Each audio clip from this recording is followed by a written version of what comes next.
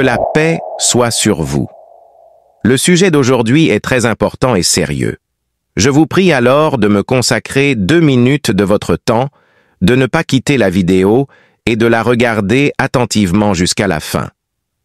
Dans un hadith authentique rapporté par l'imam Ahmad, Anas ibn Malik, qu'Allah soit satisfait de lui, a dit « Nous étions assis avec le messager d'Allah, paix et bénédiction soient sur lui, quand il dit « Un homme du paradis entrera tout de suite dans la mosquée. » Cette déclaration s'est répétée pendant 3 jours successivement. Chaque fois que cet homme entrait, le prophète disait qu'il était un habitant du paradis. Comme l'a rapporté le noble compagnon Anas ibn Malik, qui a transmis ce hadith, Abdullah ibn Omar ibn al-As voulait savoir quel était l'acte que cet homme accomplissait pour que le prophète dise de lui qu'il était un habitant du paradis. Abdullah alla donc trouver cet homme et lui dit « J'ai eu une dispute avec mon père et je lui ai juré de ne pas lui rendre visite pendant 3 jours.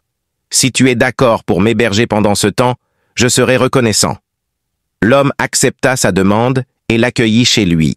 Après avoir passé 3 jours avec cet homme, Abdullah raconta son histoire et dit qu'il ne l'avait jamais vu se lever la nuit pour prier, si ce n'est qu'il mentionnait Allah lorsqu'il se réveillait et se retournait dans son lit.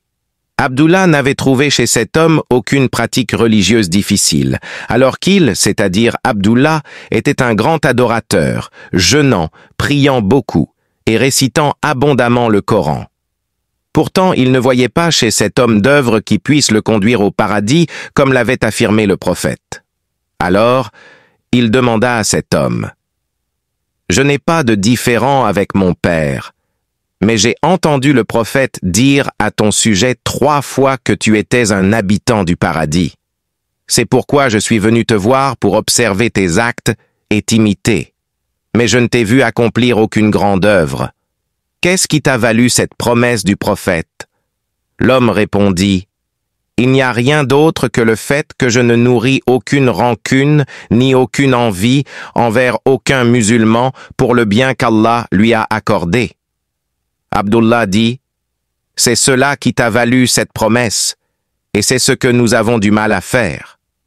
Ainsi, mes chers frères et sœurs, je voulais vous raconter cette histoire pour vous expliquer que l'acte qui, si vous le faites avant de vous coucher, vous conduira au paradis, c'est le pardon. Vous devez vous coucher sans rancune, ni haine contre personne.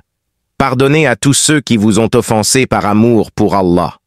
Sachez, mes frères, que selon les médecins, une personne qui se couche en colère, stressée ou déprimée est plus susceptible de développer des maladies graves comme les crises cardiaques et les accidents vasculaires cérébraux. Qu'Allah nous en préserve.